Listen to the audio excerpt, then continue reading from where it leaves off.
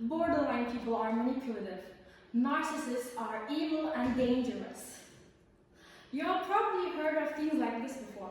Maybe you even thought of these yourself, maybe you believe in these yourself.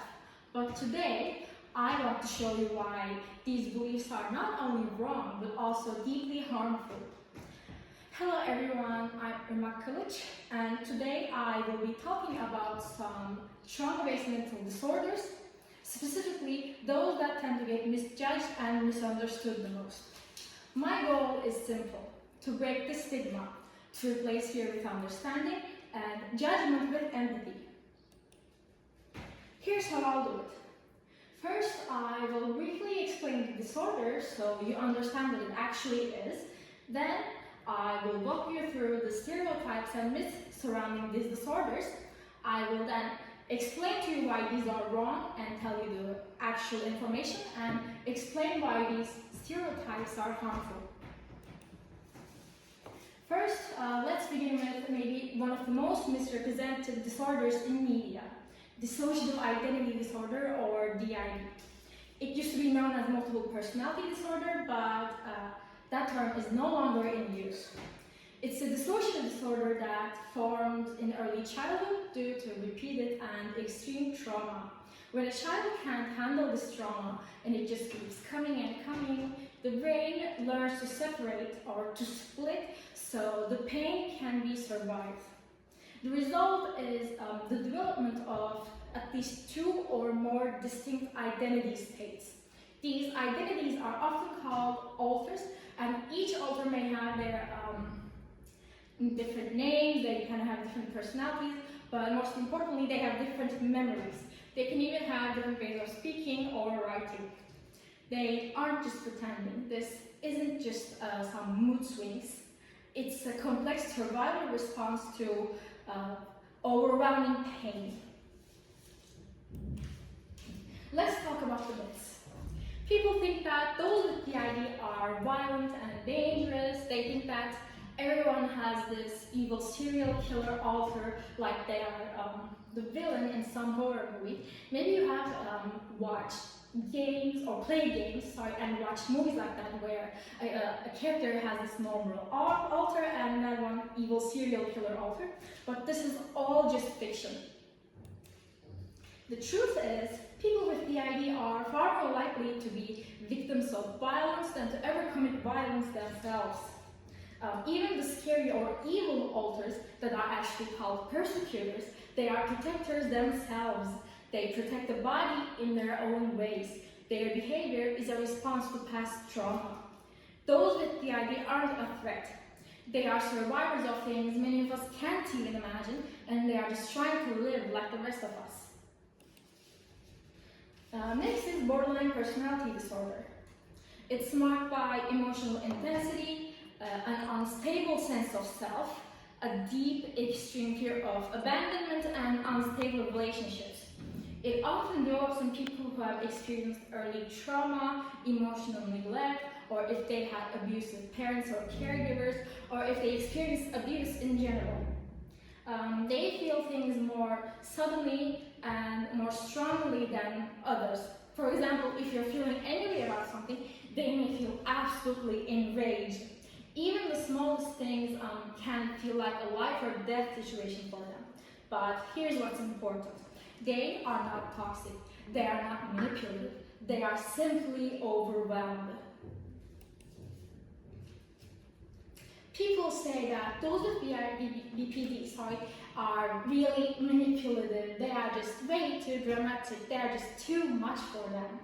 They are labeled as toxic when really they are just hurting. What looks like manipulation is often just panic. When someone is terrified that you will leave or abandon them, they may say or do anything just to make you stay. This doesn't make them a bad person. It makes them scared. With the right therapy, like dialectical behavior therapy, people with BPD can absolutely grow and improve. They can regulate their emotions better, and they can have strong and stable relationships. They don't need to be avoided. What they need is to be understood instead. Lastly, narcissistic personality disorder, or NPD. I think this is one of the most misunderstood disorders out there. NPD is a mental health condition that often develops from early emotional neglect or inconsistent validation. People with NPD may seem like they are attention-seeking because they need praise or recognition in order to feel valued. They may struggle with empathy, but it's not because they don't care or anything. It's because feeling vulnerable wasn't safe for them while they were growing up. They may also often feel envious or jealous because deep down they feel like they will never be good enough for anyone or themselves. These aren't signs of a bad person. These are signs of someone who is struggling and hurting behind this protective mask. The myths say narcissists don't feel anything. They are evil and they can't change at all, so don't even bother talking to them. But the truth is, NPD isn't a character flaw. It's a mental health condition. It's a coping mechanism. They hide their pain behind this. Oh, I'm better than everyone. I'm the best, and everyone is below me persona they have. Yes, like BPD, people with NPD can absolutely improve too, and especially if they are treated with kindness and understanding instead of cruelty. As I've said before, all three of these disorders, DID, BPD, and NPD, they are all responses to trauma. These disorders are the ways the brain adapted to survive things we can't even imagine while these people were just children, they were just kids.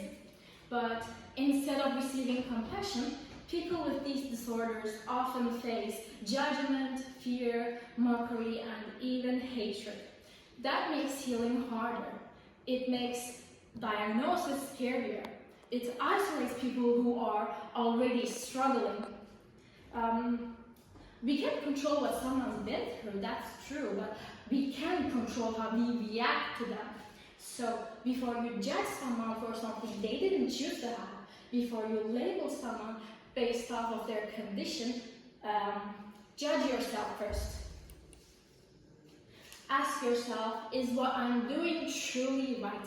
Am I in the right to treat these people horribly when I don't even know what they have been through? Mental illness isn't a character flaw. It's pain showing up in ways we don't always understand. And the one thing worse than suffering is suffering alone. So let's stop feeding stigma. Let's start choosing empathy instead. Here are the resources I have used in case anyone is interested. If you have any questions, feel free to ask.